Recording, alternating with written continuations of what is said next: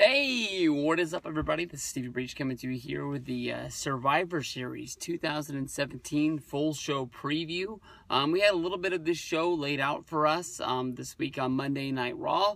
I can honestly tell you that although Brock Lesnar versus Jinder Mahal is not the biggest main event of all time, especially when most people are thinking it's just going to end in a disqualification, even though it's a non-title match, last year's Survivor Series was the first pay-per-view in a long time that I was really excited for WWE. And I can honestly tell you that TLC, which went down last weekend, that show, as it got closer, especially when the Kurt Angle Roman Reigns announcement went down, that really got me excited for that show. But, I mean, as far as, weeks out, getting, ready for Brock Lesnar versus Goldberg, Smackdown versus Raw, that was honestly a really good show. I really liked the layout of the sort of bragging rights that they put out there on the table, and the way that they executed the invasion of Monday Night Raw, especially doing it that early in the angle, because most of the time they wait until like the week of Survivor Series, and it's coming, but still, you get all jazzed up for it as all the blue shirts come running out on Raw, attacking everybody. We've seen this 1,000 times, almost every time bragging rights came around, or, like when they got ready for the ECW pay-per-view, they did the same thing, to get exposure and get people excited. I think there really are people out there that only watch Raw, and there are people out there that only watch SmackDown. There's a large number of wrestling fans that watch both, but as we've talked about 1,000 times, not everybody in the world has 5 hours to dedicate to wrestling each and every week on Monday and Tuesday. There's other things in the world right now. I mean, there's Monday Night Football. There's good television shows on network television every Tuesday, and people aren't going to want to check everything out. I'm really looking forward to, more than anything else, the 5-on-5 Survivor Series match. The one that went down last year where Shane added himself to Team Smackdown. There's Roman Reigns, I believe Seth Rollins were on the Raw side. AJ Styles and Dean Ambrose, even though they were feuding, were on the Smackdown side. We can all remember, Undertaker showing up the week of on SmackDown. And people were wondering what the hell that was about, and he just basically threatened the Survivor Series team for SmackDown, basically saying that SmackDown was his brand, and if there was any messing around, they were going to have to answer to him. And basically, Dean Ambrose was the one that got AJ Styles eliminated. I think AJ Styles was the one that got Dean Ambrose eliminated, and we never saw from Undertaker again. But it was enough to hype us up for it. A few of the matches that have been made so far of I will say that the Ambrose and Rollins versus the Usos tag match gets me really excited. And then the other matches that have been named so far with the U.S. champion against the Intercontinental champion, Baron Corbin against The Miz, that's a match that in my head doesn't make a lot of sense. But the more I think about it, I think that's going to be a really good match. The Miz has been blown it out of the water, not only with promos, but with matches for the last year at least. But really been stepping out of the game that most people thought he'd sort of, fell into. But he's been really excelling. And I honestly think that this is probably a match that can win some people over for Baron Corbin. Even though it's not the most sexiest, appealing match, going to be pretty good stuff. When we look at Natalya versus Alexa Bliss, that's another weird match with it being heel versus heel.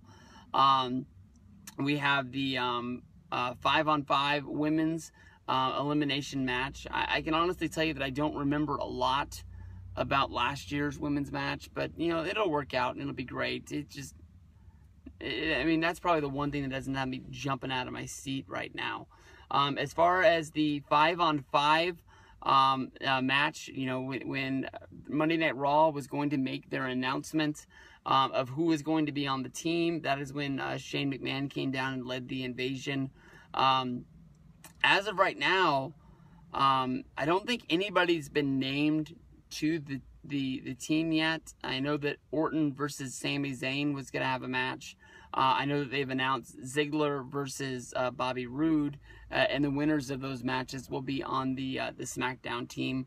I was trying to draw out who I thought was going to be on the on the Monday Night Raw team, and the 5 that I came up with in my head was going to be Roman, who we don't really know what his availability is going to be, but honestly, this show's over a month out. I would be really surprised if Roman Reigns has held out that long, but I know that they're trying to hold on to that Shield return for as long as they can, whether that's going to be done at the Royal Rumble, or if there's another pay-per-view in between Survivor Series and the Rumble for Monday Night Raw. I'm not sure if they have the December show or not, but who did I think it was going to be? I guess that it was going to be... The last one's a reach, but honestly, I might have been wrong. I picked Roman, Strowman, Kane, Jason Jordan, and... shoot. I can't remember who the last guy was. But we'll have to see when it comes down to that they want to put Roman in there. Some people think that Strowman and Kane... Oh, Finn Balor was on the team. But, you know, the weird stuff is that Kane just beat Finn Balor. It looked like they were leading up to a Strowman versus Kane feud. Some people think that's going to be a one-on-one match along the way. Cesaro and Sheamus are 2 guys that are pretty big stars, former tag champs. They could be on that team. So a lot of question marks still going into Survivor Series. But I can tell you that honestly, sitting right here, right now, even though we're a month out, I am pumped for this show. It's going to be a good one. The Smackdown versus Raw women's match that is going to be going down still honestly has holes to be filled on the Monday Night Raw side, which is going to be led by Team Alicia Fox. To me, Alicia Fox was a little bit of a surprise to be the team captain of the Monday Night Raw team. Seeing how basically the easiest way to put it is Alicia Fox doesn't win a lot of matches in WWE. It made a lot more sense if Sasha Banks or Bayley or even the teaming of both of them together could have been team captain. To me, honestly, I'm thinking that this is going to be the lead up to some sort of an angle that is going to happen at Survivor Series, where maybe it leads to the Raw women's team walking out on Alicia Fox and maybe leaving her behind. I know that they're battling for team supremacy, but I can see Alicia Fox as basically someone who's not going to be a raw, go-get-em team leader. I think she's going to be the one who sort of acts crazy and gets built up with this sort of sense of empowerment of being the team captain, maybe even bossing people around. And I don't think if people like Bayley and or Sasha Banks... you gotta think that, I wonder if Asuka is gonna be a part of this match, or if that's going to be a little bit too early. You've still got Emma over there, and then maybe we'll have to see if Nia Jax is gonna be a part of this team. The Raw women's team isn't what it was last year. I mean, last year it really looked like they were just going to squash the women's team. You know, when they had Charlotte, they had Sasha Banks, they had Bayley, they had, they had a complete roster over there of just basically the main eventers of the women's division in WWE. And then basically SmackDown was left with Becky Lynch and Carmella. And I can't really remember anybody else that was on that team. I don't know really what to expect from here. To me, honestly, it just seems like there would be some sort of just added storyline somewhere along the way. Carmella is going to be a part of the team. But you would think that, maybe they would grant the survivor of this match, a championship shot to sort of say that they were fighting for something, as well as, just brand supremacy of SmackDown versus Raw. That would sort of bring everyone to sort of fight together. And maybe at the last minute, you see somebody sort of backstab the other person. The only thing that maybe doesn't make sense in this, seeing how there could be multiple survivors, is that basically if there is 2 survivors from the SmackDown brand, that you would have a 3-way for the championship. Both are granted title shots to see, who could win this, even if it's just on TV, even if it doesn't have to take place at a pay-per-view. It makes a lot of sense. as of right now, even though we don't have the women's team put together, with Becky Lynch, Charlotte, Tamina, Carmella, and I can't think of who the last person is.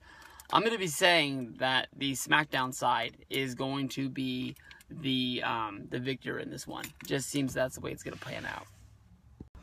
At Survivor Series 2017, the matchup that leads the Intercontinental Champion against the United States Champion, Baron Corbin versus The Miz, is honestly one of the most intriguing one-on-one matchups that there's going to be on the show in my mind. The Miz is a guy that has been blowing it out of the water for at least the last year.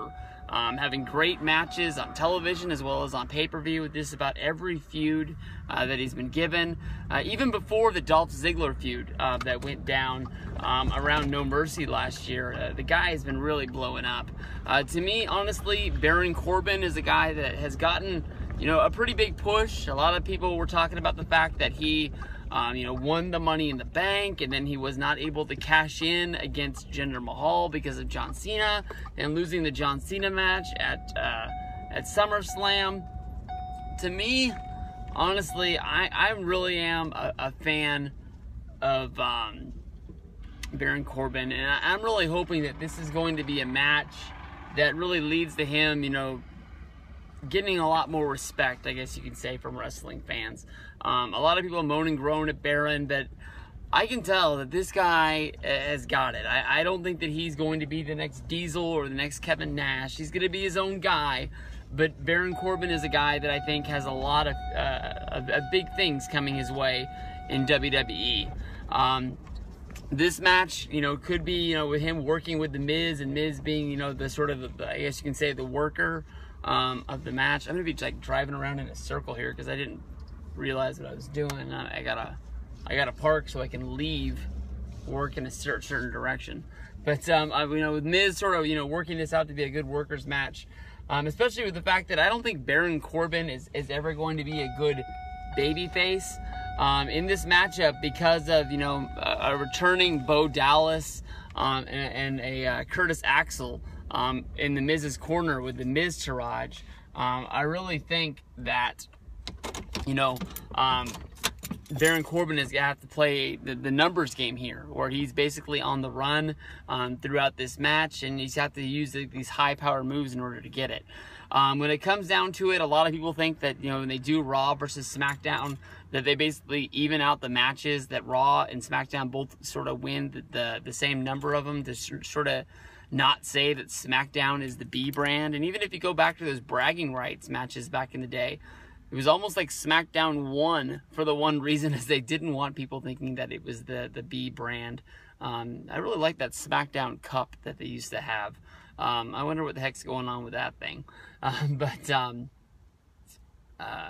I really think this is going to be a good match. I picked Baron Corbin to get the win here. The Miz is always able to look good, and it's not like it's really going to knock him down losing a non-championship match. It's not like these are real, when they squish the titles together like they did back in the Invasion days. But take Baron Corbin. I think it's going to be a good one.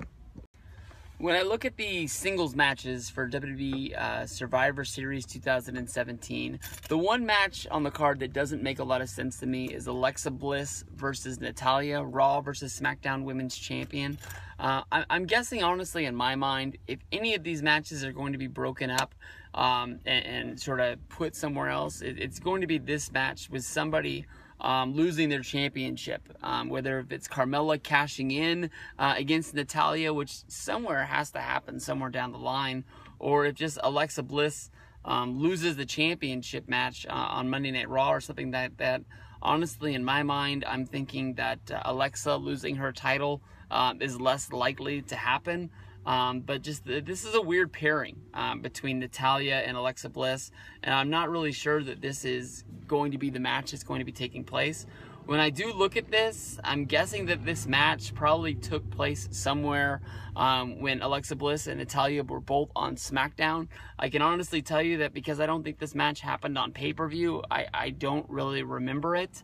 Alexa Bliss has really stepped up to the plate and really been probably the best heel in the women's division for a good long while. You know, it's funny that, you know, she was one of the ones that got promoted from NXT to the main roster and didn't really, you know, skip a beat. You know, honestly, in my mind, I think she jumped 2 steps forward being on the main roster, and didn't really hit that sort of sluggish place that a lot of NXT people have, whether if it's been like, you know, Ty Dillinger, or, you know, going back to Adam Rose, or a few other guys like that, where they got promoted, and then all of a sudden it was like, well, what did we promote this guy for? Because we don't really have anything for him.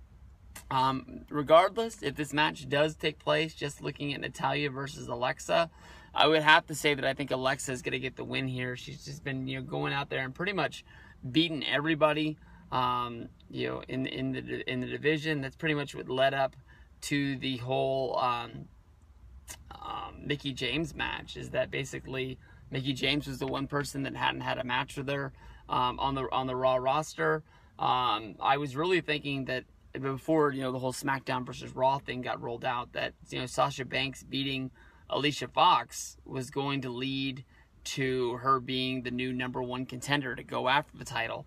And that is a match that I think a lot of people are looking forward to happening, whether if it's just because of how good Sasha is in the ring, and especially with Alexa, or if it's just the background story of them not really getting along, you know, behind the scenes. They don't really see eye to eye on a lot of things. So we'll have to see what goes down with this match. I'm picking Alexa to get the win here, and giving Team Raw a win there.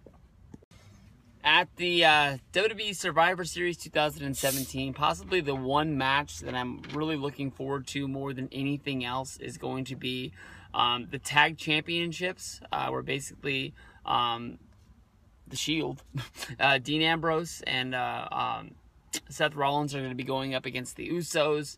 I honestly think the way that this match is laid out is going to be really, really good. For people who don't remember the Shield's run, it was Roman Reigns and Seth Rollins that had the tag titles. And the people that they were feuding with more than anybody else, when they weren't going up against, you know, the big man super teams and being like, you know, Ryback and Team Hell No, or, you know, Randy Orton, Sheamus, and John Cena. You know, the Usos was the team that they were battling more than anybody else. And if people can remember back to when the Usos started, you know, wearing the war paint, I guess you can say, and doing the tribal entrance, that was basically done up as a storyline when they couldn't beat the Shield, and they felt that they needed something else to maybe intimidate the Shield, or maybe even bring a little bit of fear to them.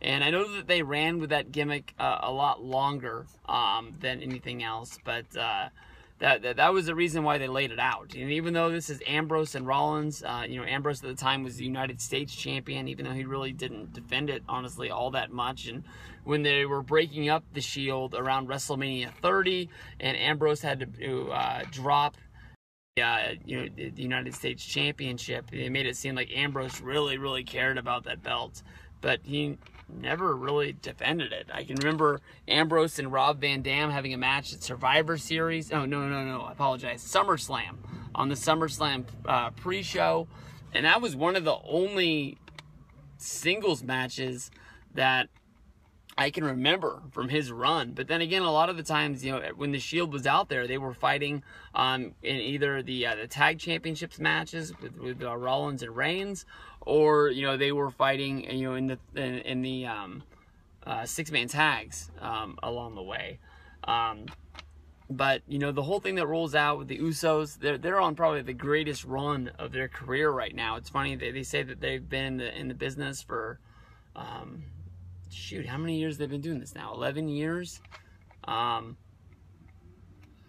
years, maybe? I can't remember what they were saying, but they were putting themselves over on the last Talking Smack after the pay-per-view Hell in a Cell, saying they've been doing. I can remember them, you know, coming in with the Hart Dynasty, and in my mind, that's 2010, I would guess. So maybe it's been 7 years, but I can't remember, you know, the Usos having matches and standing out as well as they are right now. And that's even before, you know, the Hell in the Cell match that they had with the New Day. as far as it comes down to, the Usos have battled just about everybody on the Smackdown brand. So being able to open the door and wrestle against Ambrose and Rollins, you know, that's main event stuff right there. That's a big league, really big match, especially with Ambrose and Rollins both having passed as being single stars. I'm not sure if they're going to be doing, you know, one of those big, I guess you can say 20-man tags with 5 tag teams from Raw and SmackDown on each side. I remember they did do that last year, and that's one of my favorite things when I watch the old 1987, 1988 Survivor Series matches, is being able to see all of those tag teams that are out there. If this is the only tag team match that's going to go down at Survivor Series, the Usos going up against Rollins and Ambrose is possibly the 2 standouts from both brands. That sort of shows this is what tag team wrestling is today. And I think this is going to be a good one. As of right now, I know that the Shield is on this run where they're supposed to be reuniting, and it means a lot to the business. But I'm really rooting for the Usos to win this match, even if it is against the babyface Ambrose and Rollins. I think the Usos should get the win here. I mean, this is the Usos penitentiary, and I think they'd be showing the Shield who's the boss. Hey, what is up, everybody? This is Stevie Breach coming to you here today. On my way home from work, gonna finish up this Survivor Series 2017 full show preview that I started on my lunch. I can honestly tell you that it's hard for me to decide on what is going to be the main event of this show. I can just tell you that honestly, I'm going to be really, really excited for Survivor Series. I can already tell. I'm not 100% sure if it is just the Smackdown versus Raw feel that the show has, a lot like bragging rights had back in the day, which normally was a pretty good pay-per-view. I mean, the one had that Undertaker versus Kane match that didn't blow it out of the water. But I always liked the Smackdown versus Raw stuff. I think that's one of the first times we got to see The Miz go up against his former tag partner, John Morrison. That was a really good match, if I remember right, after their breakup. But real fun stuff going to be going down. In this video, I'm going to be talking about Brock Lesnar going up against Jinder Mahal. I don't think that they'll actually put this match on last, even though that it is champion versus champion. I think the main event will actually be the 5-on-5 Survivor Series style match with Raw versus SmackDown. Just because of the fact that I think that even though Brock Lesnar brings Brock Lesnar to the table, Jinder Mahal is still Jinder Mahal. Even though he's the SmackDown champion, I mean, what are you really going to say about it? I mean, Ravi, Assault and Battery 777 can sit here and act like he's the best wrestler in the world. But, I mean, like, is there anybody in the world, here he is coming off of beating Shinsuke Nakamura, one of the best talents there is going today, that really think that Jinder Mahal is a stronger champion than he was before? I mean, the SummerSlam match was a letdown, but people thought for sure that you turn around, you know, the next month, the pay-per-view, and it'd be in the bag that Nakamura's going to win it. Nakamura should be the biggest thing that there is going in wrestling today. He should be the guy that we should be, you know, moving in and taking John Cena's place.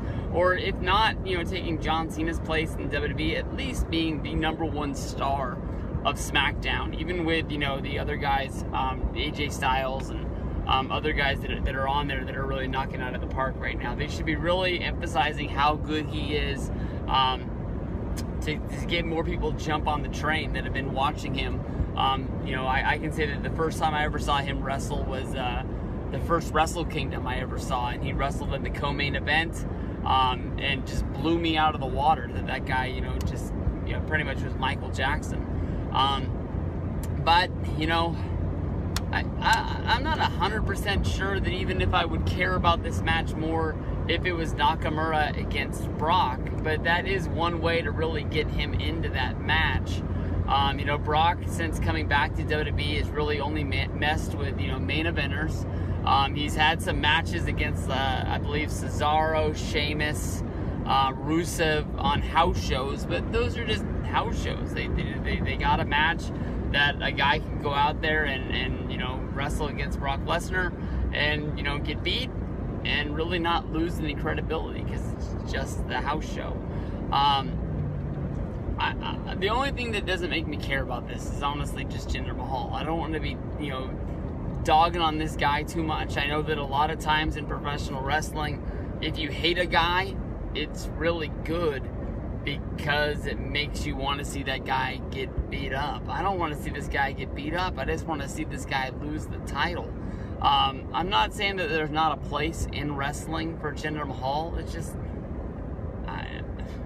to me, that is always going to be the WWE Championship. It's the lineage draws it to the same belt that Hulk Hogan and Macho Man Randy Savage held. And even though this guy has won the title, and he's been able to hold on to it, with feuds against John Cena and Nakamura. He's had big matches on Smackdown. He's had big matches on pay-per-view.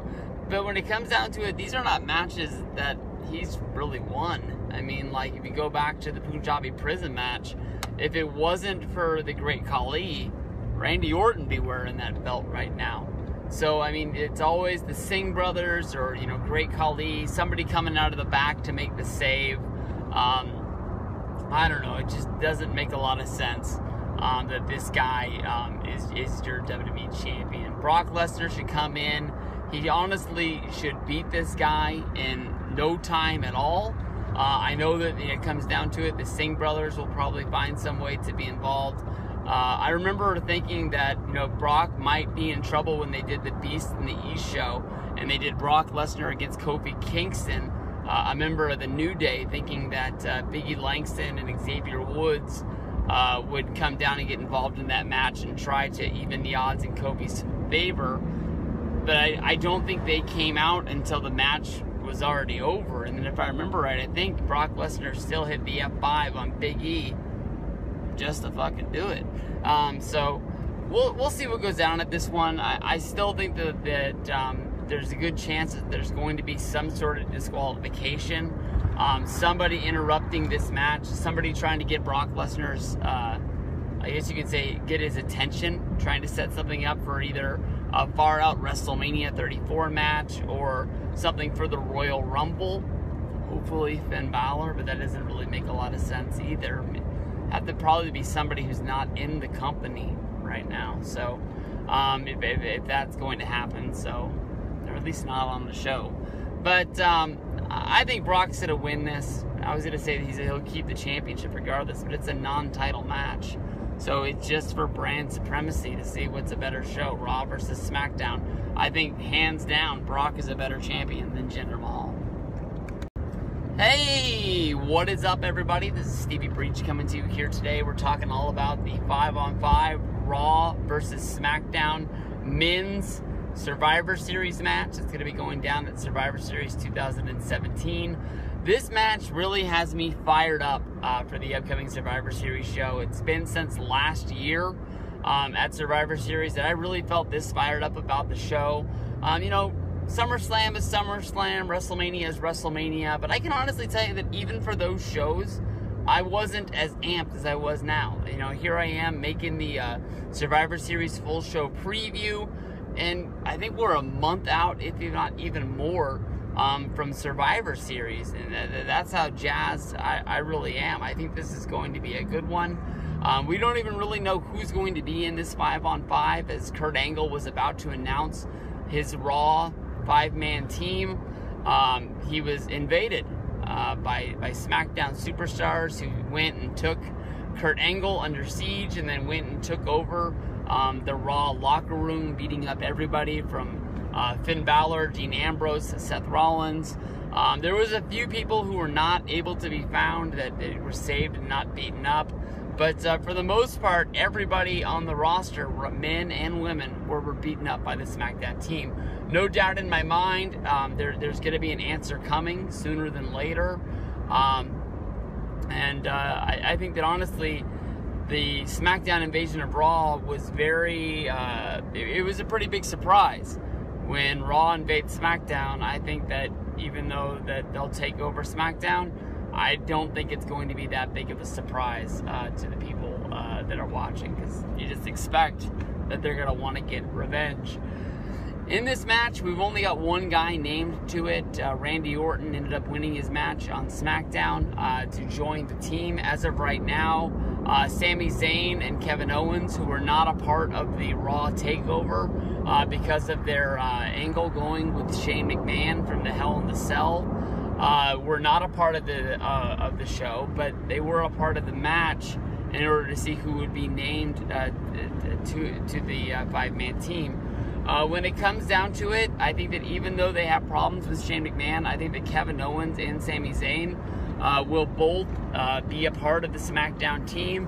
As of right now, especially with Baron Corbin being in the Raw versus SmackDown Intercontinental versus United States Championship match, I'm guessing that if they don't have those two in them, what are they going to do at the pay-per-view? And what, it just doesn't make a lot of sense for them to be holdouts. They have to be doing something, if not a match. I mean, I don't know. If you remember back to when they did the Raw versus SmackDown draft, for every one pick that SmackDown got, Raw got two. And they played off on that basically, it came down to Raw was a 3-hour show and SmackDown was a 2-hour show. So Raw would need more competitors to help them out along the way. When I look at the SmackDown team, I think it has to be Orton. I think it's going to be Sami Zayn, Kevin Owens. As of right now, there's a match on SmackDown, Rude versus Ziggler, to see who's going to be a part of the team. I think that honestly, that's a hard one to pick because Bobby Roode is a growing star on the brand, but Dolph Ziggler is like an experienced superstar that deserves to be on there. I mean, that guy, bleeds what is SmackDown. And for the people who like to watch SmackDown over Monday Night Raw, I'm sure that Dolph Ziggler is one of those reasons, because he is a real wrestler's wrestler that goes out there and gets the job done and just has good matches, because SmackDown relies less on I'm not going to say they rely less on storylines, but there's less foo-foo gaga crap on there. There's no celebrity drop-ins or rock concerts. It's just, let's go out there, we'll put on a wrestling show, and we'll leave the rest for Monday Night Raw to take care of. I'm not quite sure who would be the last one to join the team, but I think I'm going to pick Ziggler to be a part of the team, making it Ziggler, Zayn, Owens, and Orton. And then I'm a little bit lost on who the last guy would be if it's not going to be Shinsuke Nakamura, who was a part of the Raw TakeOver. He was easily to be seen in there. But then again, now you got AJ Styles, who wouldn't be a part of the match. So you got to put AJ in there too. So, oh shoot, man. Maybe Owens and Zayn won't be a part of the team. I guess that would have to be Orton, AJ, Nakamura, Ziggler. And then do they cop their way out? Is that even though that Rude lost that match, maybe he beat somebody else to get in there? I can't think of anybody off the top of my head that would get thrown into there. For the Monday Night Raw side, I know there's lots of rumors going around that basically Roman Reigns, they're not sure when he's going to return. I think there's no way in the world. He might miss a Raw, maybe even another Raw. There's no way he's missing Survivor Series. So I would think that he has to be one of the main members of this team. You'd have to do Roman. I think you have to do Finn Balor, even though he just lost to Kane. Braun Strowman is a big part of Monday Night Raw. He has to come back from the dead, unsquished from the garbage truck. And then maybe Cesaro and Sheamus to round out the team if they don't do a 5-on-5 tag team elimination to go along with it. I think that when it comes down to it, I would not be surprised if SmackDown gets the win. Seeing how this is a much-featured match, and I think that Brock is going to win for Raw, just to sort of even things out and not make SmackDown look like it's the B squad of wrestlers, that there is a real reason for them to be there. I know that last year, at the last minute, Shane McMahon ended up replacing Baron Corbin on the Smackdown team after Kalisto injured Baron Corbin. I don't think that Shane's going to wrestle. I know there's rumors out there that Shane's never going to wrestle again, but I don't think that he's going to be a part of it. And for some people out there who think that the two GMs are going to join this match, and it's going to be Daniel Bryan as a part of the SmackDown team and Kurt Angle a part of the Raw team, because Kurt wrestled last month and because Daniel Bryan has been begging and begging and begging to have any sort of wrestling inside of WWE before he leaves to pursue those interests elsewhere, whether if it's New Japan or whether if it's AAA down in Mexico or PWG, Ring of Honor. Basically anybody who wants to bid for his services once his contract is up. I don't think that's going to happen either. I know that Daniel Bryan tweeted out that there was a time when Kurt Angle was not going to be allowed to wrestle in WWE because he could not pass the wellness test, and then all of a sudden comes the TLC debacle of 2017, and he's magically cleared and ready to go. He's saying that maybe there's a chance that he could be able to pass the test. I still honestly don't see it happening. I think that WWE doesn't want to lose Bryan because of what he means to the franchise of WWE, SmackDown, Total Divas, Total Bellas. I think it would hurt if they're not able to show Daniel Bryan on those shows.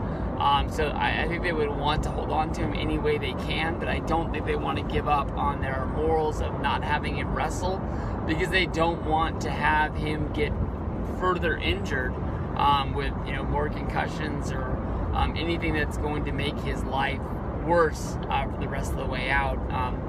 They'll have to find a way to be able to keep him around. So I don't think that Bryan or Angle or Shane will be a part of this match. Stephanie, maybe. But we'll have to see. I wonder if Triple H would start his angle with Shane. Or not with Shane. Either way, Triple H can have a match at WrestleMania against Shane, or Triple H can have a match against Kurt Angle at WrestleMania. And I think that people will be jazzed for either one. But the rumor this far out is that Triple H would have a match against Kurt Angle for maybe, control of Monday Night Raw.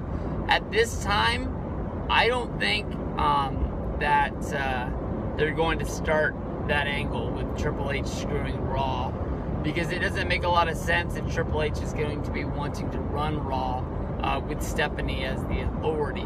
They were removed from power after WrestleMania 34 by Vince, and they put Kurt Angle in charge. So, we're really looking forward to the show. I think it's going to be a good one. Let me know your guys' thoughts below. I know that this is really early, more than I do these before, but hopefully you guys like it. Let me know if you guys like the full show previews this far in advance. As of right now, we still don't know who's going to be on the Raw women's team. We don't know any of the members of the elimination match. And I would not be surprised if one of the champions ends up getting replaced because they lose their titles. So, more to come. Stick with Stevie Breach, and I'll see you guys down the road.